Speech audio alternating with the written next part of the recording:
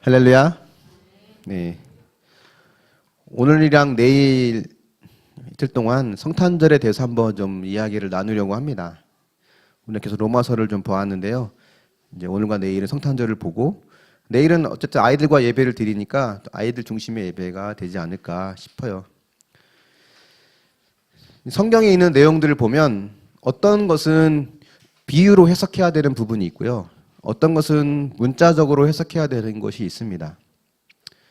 예수님이 내가 성전을 헐고 사흘 만에 다시 짓겠다라고 하셨던 것은 문자적으로 성전을 무너뜨리고 내가 3일 동안 건축하겠다라는 것이 아니라 성전이라고 하는 것은 하나님과 인간이 만나는 곳이잖아요. 하나님과 인간이 만날 수 있도록 하는 참된 성전 대신 예수님이 죽음과 3일 후에 있을 부활, 이 사건이 있을 거라고 하는 것을 비유적으로 말씀하신 거죠. 또 문자적으로 해석해야 되는 부분도 분명히 있습니다. 예수님이 제자들에게 인자가 장차 사람들의 손에 넘겨져서 죽임을 당하고 3일에 살아나리라 라고 하셨을 때는 이건 비유로 하신 말씀이 아니라 문자적으로 하신 말씀이고 또 문자적으로 이루어졌어요. 오늘 말씀 본문 중에 봤던 23절을 보면 보라 처녀가 잉태하여 아들을 낳으리니 그 이름을 임마누엘이라 하셨으니 이를 번역한즉 하나님이 우리와 함께 계시다 함이라 라고 했는데 처녀가 잉태하여 아들을 낳으리니 라고 하는 이 부분은 문자적으로 이루어진 말씀일까요? 아니면 비유로 이루어진 말씀일까요? 뭔 것 같습니까? 문자적으로 이루어졌습니까? 아니면 비유로 이루어졌습니까? 이걸 어떻게 보느냐에 따라 신앙이 결정이 됩니다. 이 구절은 문자적으로 이루어졌죠. 마리아를 통해 동정녀 마리아 탄생이 있잖아요. 그러니까 이 처녀가 잉태하여 아들을 낳을 것이다 했더니 말 속에는 남자를 알지 못하는 처녀가 아이를 갖게 되는 동정녀 탄생, 동정녀의 출생 그것과 또 온 우주의 근원이 되시고 창조자 되신 하나님께서 처녀의 몸속에 아기가 되었다는 이 성육신, 이 구절을 담고 있는데 이것을 믿지 못하는 사람은 다른 기적이나 부활도 믿지 못합니다. 그러니까 이걸 믿는 사람은 다른 것도 믿을 수 있다는 말이죠. 그러니까 하나님이 살아계시다는 것, 예수님이 십자가의 죽음과 죄 용서, 부활, 재림, 예수님이 병을 고쳐주시고 물 위를 걷고 오병의 기적을 일으켜서 수천 명을 먹이시고 했던 이 말도 안 되는 기적들을 믿지 못하는 이유는 이 성육신이 내게 믿어지지 않기 때문에 그렇습니다. 그러니까 이 성육신, 예수님이 인간의 몸으로 오셨다고 하는 이것이 믿어지면 나머지는 저절로 해결이 돼요. 그래서 이 성육신을 이해하고 받아들이는 것이 기독교 신앙의 첫 관문입니다. 임마누엘, 즉 하나님이 우리와 함께 계시다. 이 말은 비유일까요? 문자적인 걸까요? 당시 유대인들에게 있어서는 이 말은 그들의 상식과 신앙 배경에 비춰봤을 때는 도저히 문자적으로 이해할 수 없는 말이에요. 하나님이 우리와 함께 계시는 게 아니라 장차 어떤 위대한 지도자를 보내셔서 그 지도자를 통해 우리를 다스리시고 우리와 함께 할 거라는 뜻이겠지라는 말로 그들은 받아들입니다. 근데 이 말씀은 그대로 이루어졌죠. 그러니까 18절부터 오늘 읽었던 본문에 보면 예수님이 아기 예수가 태어나는 그 이야기를 담고 또 동시에 임마누엘의 하나님이 우리와 함께 계시다라는 말을 지금 이어서 하는 이 마태가 이렇게 기록한 의도가 있다는 거예요. 마태가 이렇게 기록하면서 하고 싶은 메시지는 뭐냐면 앞에 봤던 태어난 아기 예수는 하나님이다. 그 얘기를 지금 하고 있는 겁니다. 그럼 아기 예수의 모습은 어떨 거라고 생각하십니까? 아기들 중에 그런 애도 있거든요. 유난히 얼굴이 좀 이쁜 애들, 또 한 돌밖에 안 되진 않은데 막 말을 형아들처럼 말 잘하는 아이들, 그런 아이들, 똑똑한 애들이 가끔 있어요. 왠지 예수님은 아기 때부터 태어날 때부터 말도 막 잘할 것 같고 괜히 누워 있으면 광채가 막 날 것 같고 뭔가 남다르지 않은 특별한 뭔가가 예수님에게는 있을 것 같고 왠지 그럴 것 같은 생각이 들죠. 사실은 그렇지 않다는 거예요. 갓 태어난 아기가 할 수 있는 게 뭐가 있나요? 스스로 할 수 있는 거는 사실 아무것도 없어요. 누워만 있다가 졸리면 자고 재워지면 자고 먹는 것도 먹여줘야 먹고 싸면 기저귀 갈아줘야 되고 그러다가 그렇게 지나면서 조금 지나면 이제 말도 배우고 걸음마도 배우고 하나씩 하나씩 자라가는 거죠. 이게 아기 예수님의 모습과 우리의 아기의 모습과 똑같아요. 똑같다는 거예요. 그러니까 마태가 하고 싶은 말은 하나님이 아기가 되어서 우리에게 오셨다라는 거거든요. 근데 이 마태복음은 유대인들을 대상으로 쓴 글입니다.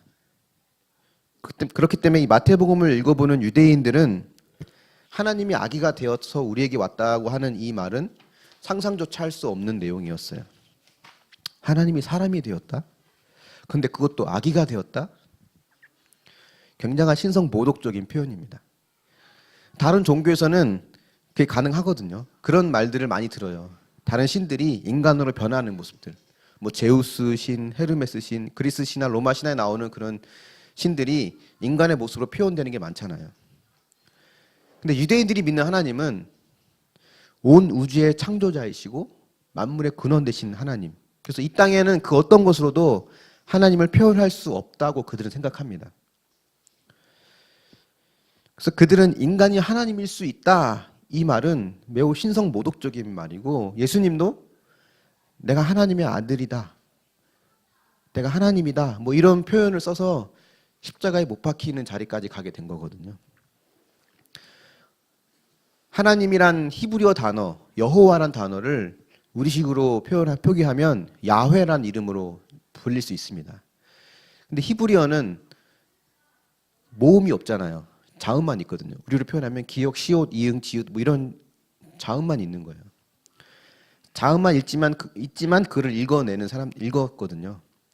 근데 성경을 필사하다가 성경을 보급하기 위해서 계속 필사를 하는데 필사를 하다가 여호와란 단어가 나오면 이 쓰는 사람들 서기관들은 붓을 새 것으로 갈고 싹 목욕 재개를 다 하고 다시 그걸 씁니다.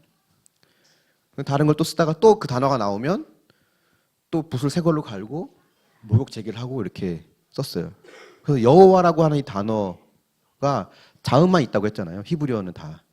다른 거는 모음 표기도 하고 해서 뭐 읽기도 하고 했는데 여호와는 차마 이름을 부를 수가 없는 거예요. 그래서 쓰기만 하고 넘어가니까 이게 수세대에 걸쳐 오면서 이 자음만 표기된 것들이 어떻게 발음되는지 지금은 잊혀졌어요. 아무도 몰라요. 그래서 추측을 해서 아마 여호와, 뭐 야훼 이렇게 발음을 했을 거다라는 식으로 하는 거지. 지금은 그 어떻게 이름이 불려졌는지 이제 잊혀졌습니다. 그만큼 여호와란 이름조차도 두려워하면서 함부로 부르지 못하는 것이 유대인들이거든요. 근데 그 태어난 아기가 목수의 아들로 태어난 아기가 하나님을 소개해줄 선지자도 아니고 우리를 다스릴 왕도 아니고 바로 하나님 자신이다라고 하는 것은 유대인들에게는 쇼킹한 일이었죠. 사실 오늘 말씀은 마태복음 1장부터 쭉 읽었어야 되는 부분입니다. 1장은 족보가 나오기 때문에 또 졸릴까 봐 족보는 띄워놓고 읽었는데 이 족보도 예수님의 탄생에 대해 쭉 이야기하는 내용이에요. 이 족보에 보면 여자가 5명이 등장합니다. 족보에는 여자 이름이 올라가나요, 안 올라가나요? 여러분의 집의 족보는 어떤지 모르겠습니다. 저희 집안에 있는 족보를 보면 저 부모님 세대까지는 딸들도 이름을 안 썼어요. 없더라고요. 족보가 딱 어디죠? 어디 가면 회관에 가면 족보가 이렇게 쫙 있는데 없어요. 또 이제 산소에 가고 하면 비석에 자식들 이름이 써 있는데 딸들 이름은 빠져 있습니다. 딸 7이고 아들 하나 집이 있는데 아들 하나만 딱 써 있어요. 누가 보면 외아들인 줄 알거든요. 아들만 하나 있는 집처럼. 저희 세대부터 이제 부인 이름도 넣고 하더라고요. 그러니까 지금 살고 있는 현대에서도 족보에 여자 이름을 안 넣거든요. 근데 더 보수적이었던 더 우리와 유대 문화가 비슷했던 이 유대인들에서도 족보는 더 쓰지 않았. 족보 여자 이름은 올라오지 않았습니다. 족보나 이력서에는 보통 내가 어떤 사람인지를 알리는 용어로 씁니다. 마태복음 1장은 예수님에 대한 족보인 동시에 예수님에 대한 이력서예요. 그래서 우리는 이력서를 통해서 어떻게든 내 경력을 피하라고 내가 잘하는 게 뭔지를 피하래서 사람들의 관심을 끌고 관심을 받으려고 기록을 합니다. 또 족보에도 부끄러운 사람들이나 자신의 경력에 도움이 안 되는 사람들, 오히려 악영향을 미칠 것 같은 사람들은 슬쩍슬쩍씩 제거하고 삭제를 합니다. 근데 마태는 이 예수님의 족보를 기록하면서 이 반대로 했어요. 5명의 여자가 올라오는데 누구누구 올라오냐면 다말이 올라오고 라합이 올라오고요. 룻이 올라옵니다. 또 이제 저기가 올라오죠. 바세바가 올라오죠. 우리아의 아내라는 이름으로 올라오고 마리아가 나와요. 한 명씩 보면 이들이 왜 올라왔는지 상식적으로는 사실 이해가 안 돼요. 뭔가 유대인 이스라엘에게 큰 공을 세운 그런 업적을 남긴 중요한 인물이면 또 몰라도 그런 인물들도 아니고 게다가 이방인들이 대부분입니다. 또 여자고. 다말이 어떤 사람이죠? 다말 기억나십니까? 다말은 시아버지와 동침한 사람이었어요. 시아버지와 잠자리를 같이 한 며느리가 다말이었거든요. 라합은 어떤 사람입니까? 라합은 기생 출신이잖아요. 기생이라고 표현했지만 정확한 단어는 창녀예요. 창녀. 몸 파는 여자였어요. 술 팔고 몸 파는 여자. 가나안에서 몸 파는 여자였던 라합. 또 여기 보면 룻은 우리가 알다시피 모압 여인이었죠. 이방인이었습니다. 모압과 이스라엘은 늘 적대 관계였기 때문에 굉장히 이제 이스라엘이 싫어하는 그 출신의 여인이었고, 또 바세바를 이야기할 때는 6절에 보니까 다윗은 우리아의 아내에게서 솔로몬을 낳았다라고 합니다. 우리아의 아내 이름이 뭔지 혹시 아십니까? 바세바잖아요. 다른 사람들은 다 왜 이름을 넣었는데 왜 바세바는 이름을 안 넣고 우리아의 아내라고 썼을까요? 마태가 그렇게 기록한 의도가 있거든요. 만약에 바세바라는 이름을 넣었으면 다윗이 바세바를 통해 솔로몬을 낳았다라고 하면 어떤 생각이 드냐면 다윗과 바세바가 부부구나. 후대에 어떤 사람이 보면 두 사람이 부부구나. 그렇게 생각했을 거예요. 근데 우리아의 아내를 넣으면 다윗이 남의 아내에게서 자식을 낳았네? 다윗의 그 더러운 죄를 지금 의도적으로 드러내고 있는 거예요. 다윗의 그 부도덕한 행위를 노출시키는 거죠. 그러니까 이방인 출신의 새 여인, 다윗의 외도녀였던 바세바, 이들을 보면 이들은 철저하게 아웃사이더였습니다. 당시 아웃사이더였어요. 며느리 다말, 시아버지와 동침한 며느리 다말을 보게 되면 사람들은 자동적으로 같이 동침한 시아버지인 유다를 떠오르게 돼요. 예수님 지파가 이제 유다 지파에서 나왔잖아요. 예수님이. 유다는 예수님의 직계 조상이거든요. 근데 그 직계 조상이 며느리와 동침했던 음란한 사람이었다는 것 떠올리게 되죠. 외도녀였던 바세바를 떠오르면 충신 우리아를 죽이면서까지 자신의 죄를 덮으려고 했던 살인자 다윗이 자연스럽게 이제 생각나게 됩니다. 그러니까 이 족보를 통해서 마태는 철저한 아웃사이더였고 부도덕하고 음란하고 사악했던 자들, 이런 자들이 예수님의 직계 조상이었다는 것을 지금 보여주고 있는 거예요. 그래서 마침내 마리아를 통해서 태어난 아기 예수는 이런 죄악으로 가득한 사람들이 낳고를 반복하는 과정 속에 이 땅에 오셨고 성경은 그것을 숨기지 않고 그대로 기록해 놓았다는 겁니다. 이게 과연 우리에게 뭘 말하는 걸까요? 이 부끄러운 역사를 그대로 나타내면서 예수가 이 땅에 오셨다라고 하는 것을 보여주는 마태의 의도는 뭘까요? 성경이 왜 그런 의도를 가지고 기록되었을까? 여기에는 어떤 메시지가 담겨져 있습니다. 그 메시지는 뭐냐면 나는 너를 부끄럽게 여기지 않는다는 거예요. 하나님이 우리를 부끄럽게 여기지 않는다는 겁니다. 부끄러운 죄악의 연속으로 살아가는 인생들이지만 여전히 실패하고 좌절하고 넘어지지만 하나님은 이런 나를 부끄러워하지 않는다는 거예요. 오히려 나를 하나님의 자녀로 삼아주시고 하나님의 가족으로 넣어주시고 나를 사랑스러워 하셨다는 거예요. 그 메시지가 이 족보 안에 담겨 있는 겁니다. 그래서 크리스마스가 우리에게 주는 첫 번째 메시지는 바로 이겁니다. 내가 너를 부끄럽게 여기지 않는다. 한번 적용해 보십시오.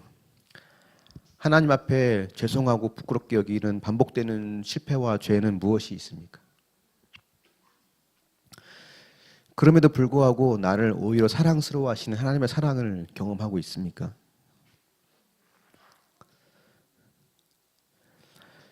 마태가 지금 중요하게 이야기하는 것 중에 하나는 또 뭐냐면 하나님이 인간이 되셨다 하는 거거든요. 이런 죄인들 틈바구니에 들어오시는 같은 모습으로 인간의 모습으로 오셨다는 거예요. 그래서 임마누엘, 즉 하나님이 우리와 함께 계시다 이 말은 먼 하늘나라에만 있을 것 같은 그 하나님이 인간으로 오셔서 우리와 함께 생활하시고 같이 고난을 당하시고 삶을 똑같이 살아가신다는 겁니다.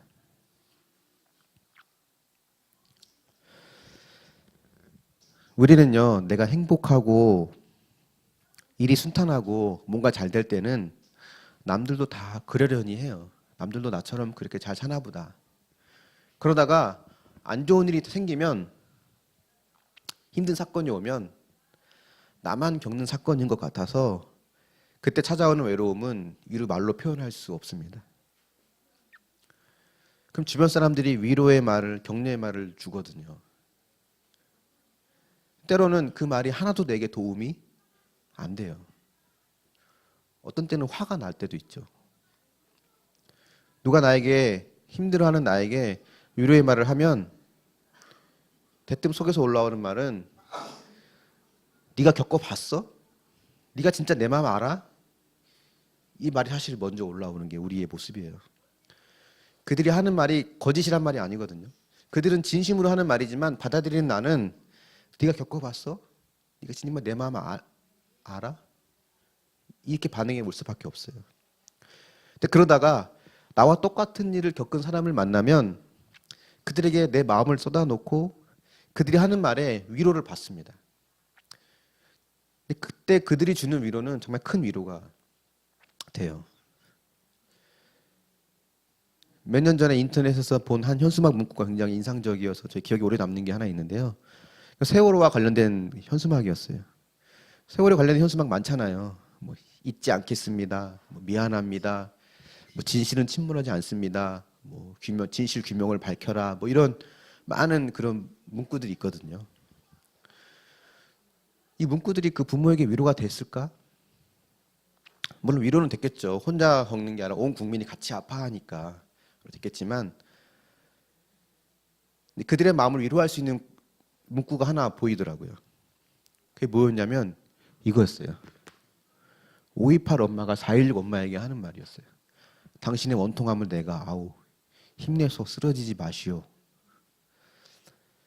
5.28 때 억울하게 자식을 잃어버린 엄마가 4.16에 억울하게 자식 잃어버린 엄마에게 할 수 있는 말이에요. 뭐 다른 어떤 내용보다 위로가 되지 않았을까 생각을 합니다.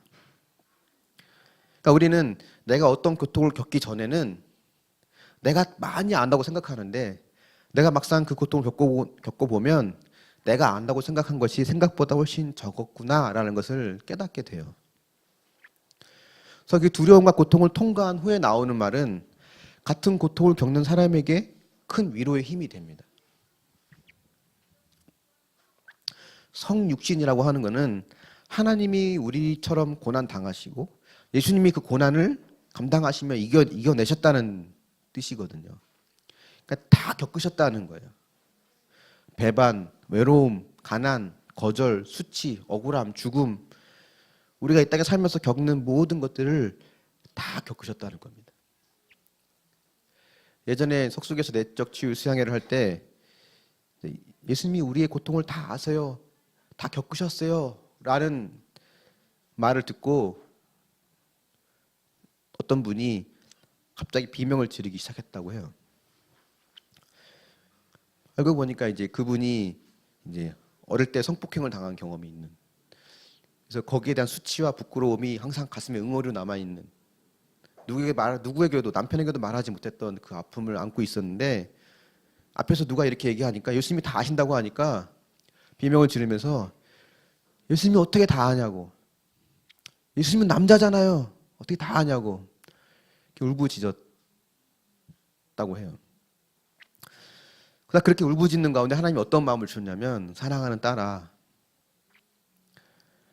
내가 발가벗겨진 채 십자가에 내 두 손과 두 발이 못이 박혔고, 내가 가르치고 지도했던 수많은 여성들과 내 어머니와 그들 앞에서 나의 부끄러움을 감추고 싶었지만 못 박힌 손과 발은 그 부끄러움을 감출 수가 없었다 라고 하는 그런 마음을 하나님이 주시고, 하나님도 겪으셨군, 주님도 이 아픔을 다 겪으셨구나 라는 것을 그때 비로소 이제 알게 됐다라는 이야기를 들은 적이 있습니다. 주님은 우리가 겪는 모든 아픔을 다 겪으시면서 통과하셨기 때문에 그분이 하는 말이 우리에게 위로가 되는 거예요. 사랑하는 딸아, 내가 다 알아.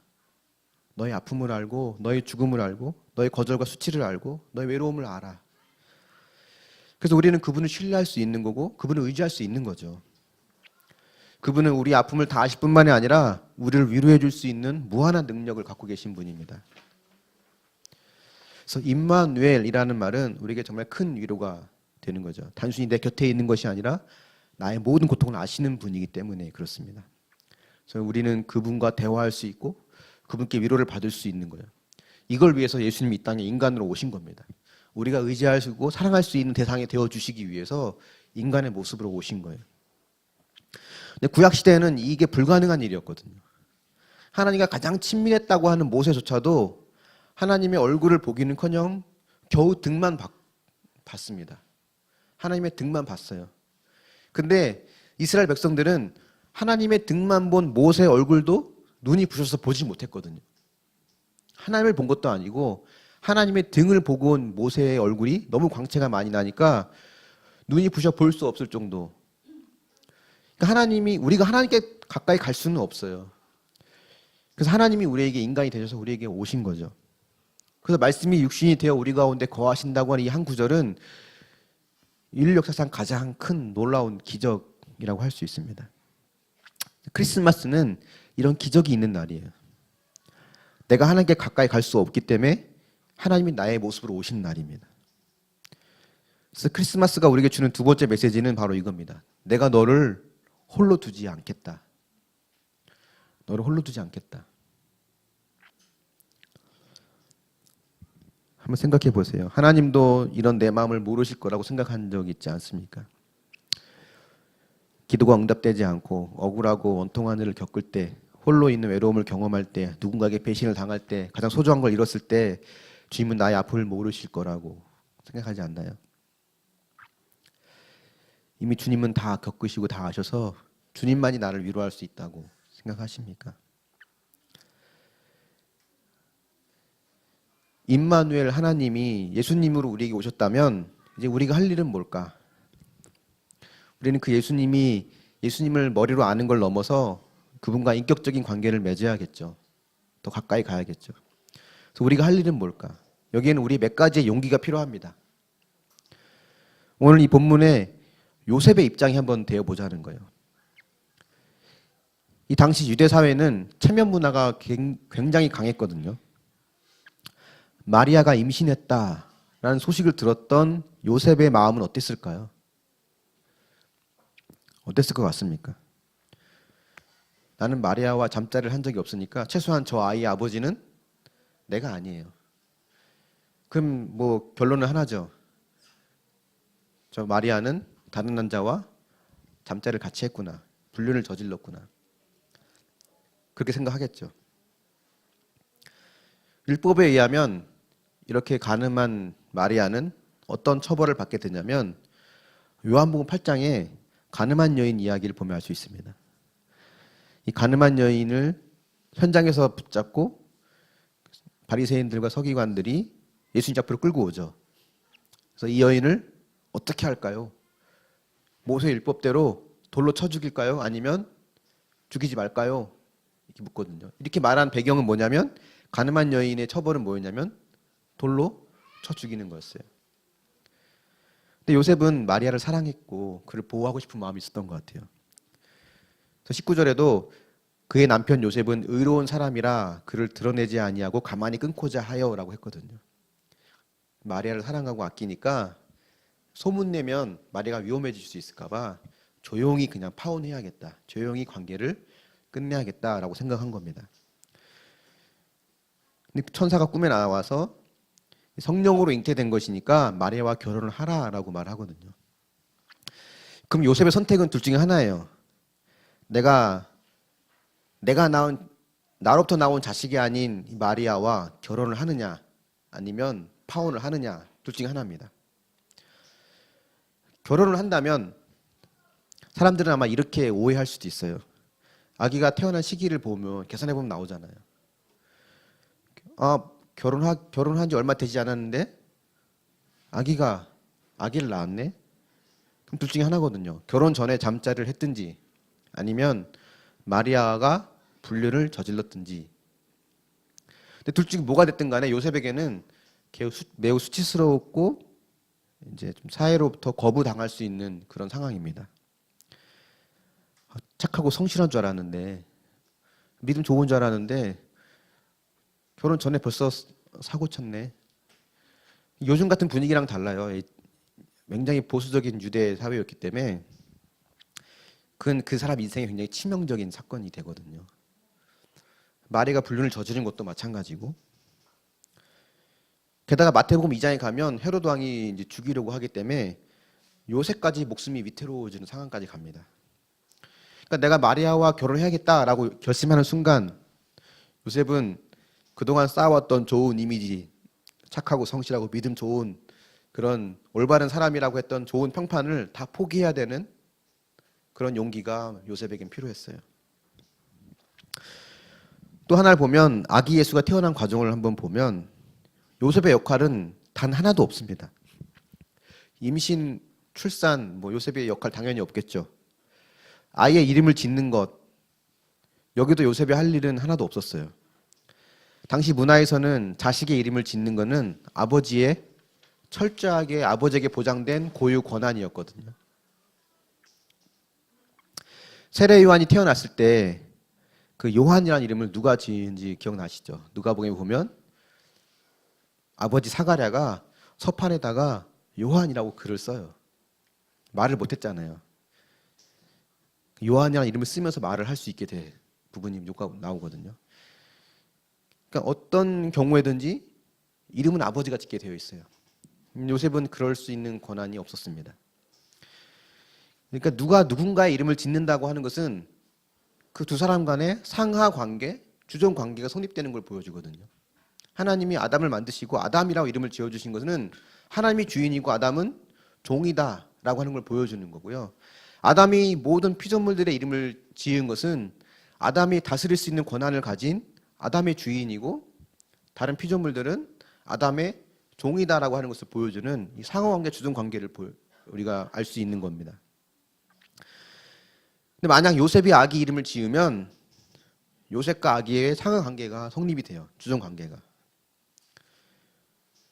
천사를 통해 그 이름이 지어졌다고 하는 것, 하나님이 이름을 지어주신 거죠. 천사를 통해서 지어준 것은 요셉 너는 그 아이의 주관자가 아니다 라는 걸 말하거든요. 오히려 그 아기가 너의 주관자가 되는 것이다를 보여줍니다. 근데 우리가 하나님께 가까이 가는 각각에게 필요한 용기 중에 하나는 뭐냐면 우리는 늘 우리 스스로 이름을 지으려고 하는 습성이 우리 안에 있습니다. 예수 그리스도를 믿지만 여전히 내 삶은 내 기준과 내 방식대로 살기를 원하는 거예요. 그러니까 내 방식대로 살고 싶은 욕구를 포기할 수 있는 용기. 그러니까 주님의 관계를 위해서 우리에게 필요하다는 겁니다. 또 우리에게 필요한 용기가 있다면 그건 내가 죄인임을 인정하는 용기입니다. 마태복음 1장 21절 보면 아들을 낳으리니 그 이름을 예수라 하라 하고는 이는 그가 자기 백성을 그들의 죄에서 구원할 자이심이라 라고 하거든요. 예수님이 오신 가장 큰 이유, 우리에게 성탄절을 맞이하면서 우리에게 가장 오신 큰 이유는 나를 용서하기 위해 오신 거예요. 나에게 선물을 주기 위해, 나를 축복해 주기 위해, 나에게 은혜를 주기 위해서 아닙니다. 나를 죄에서 용서하기 위해 오신 거예요. 이걸 인정하는 용기가 필요한 겁니다. 이걸 인정한다는 것은 내가 용서받아야 될 더러운 죄인이라는 것. 나는 늘 악과 음란, 정욕, 욕심이라는 그 늪에 빠져 살아갈 수밖에 없는 죄인인데 이런 나를 용서해 주기 오셨다는 것. 나는 도덕적으로나 영적으로나 모든 면에서 실패한 자라는 것을 인정하고 그렇기 때문에 예수님의 죄 용서함이 필요하다는 것을 인정할 수 있는 용기가 필요하다는 거죠. 근데 이런 용기들을 내가 죄인임을 인정하고 또 내 방식대로 살고 싶은 내가 이름을 지으며 살고 싶어하는 그 욕심을 내가 내려놓고 또 좋은 평판, 좋은 이미지를 내려놓을 수 있는 이 용기는 내 힘으로 내가 결심한다고 얻어지는 게 아니라는 거예요. 예수님을 바라볼 때 얻을 수 있습니다. 왜냐하면 내가 이 모든 것들을 내려놓는 용기보다 주님이 나를 구원하기 위해서 주님이 내놓으신 용기가 훨씬 크고 더 위대하거든요. 나를 구원하시기 위해서 고통스러운 죽음의 자리를 가야 하셨고 배반을 당하시고 죽임을 당하시고 그 자리까지 가셔야 했던 용기가 주님에게 필요했어요. 이 모든 일을 나의 구원을 위해 기꺼이 감당하신 그 예수님을 생각하면 우린 나에게도 내가 필요한 것, 내가 내려놓아야 될 수 있는 용기, 내가 인정해야 될 용기를 조금은 주님 앞에 내어놓고 한 발자국 나아갈 수 있습니다. 그래서 크리스마스의 세 번째 메시지는 바로 이거예요. 내가 너를 용서한다입니다. 너의 모든 죄를 용서한다는 거예요.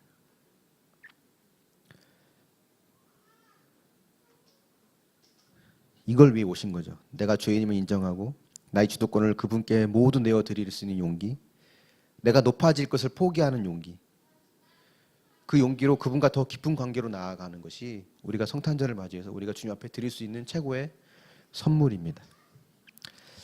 말씀의 결론을 맺겠습니다. 크리스마스는 예수님이 이 땅에 오신 날이에요. 정확히 12월 25일은 아닙니다. 사실은 인터넷 쳐보시면 왜 12월 25일인지 여러분 알 수 있어요. 그 당시 로마 시대 때 12월 25일이 태양신을 숭배하는 대축제가 있는 날이었거든요. 그런 우상들이 많이 있으니까 교회에서는 거기 가지 말고 교회로 오도록 하기 위해서 이제 교회가 그 성탄절을 정한 거예요, 그날을. 그게 이제 하나의 유래가 돼서 이제 계속 25일이 됐는데 정확한 날짜는 아닐지라도 우리가 그 의미는 우리가 분명히 알 수 있죠. 그분이 이 땅에 오신 거는 우리에게 이런 메시지를 주기 위함입니다. 내가 너를 부끄러워하지 않는다는 것. 너의 실패를 부끄러워하지 않아. 너의 부족함과 너의 연약함, 너의 죄를 내가 부끄러워하지 않는다는 거예요. 그리고 내가 너를 홀로 두지 않겠다는 거예요. 넌 혼자가 아니라는 겁니다. 그리고 내가 너를 용서한다는 것.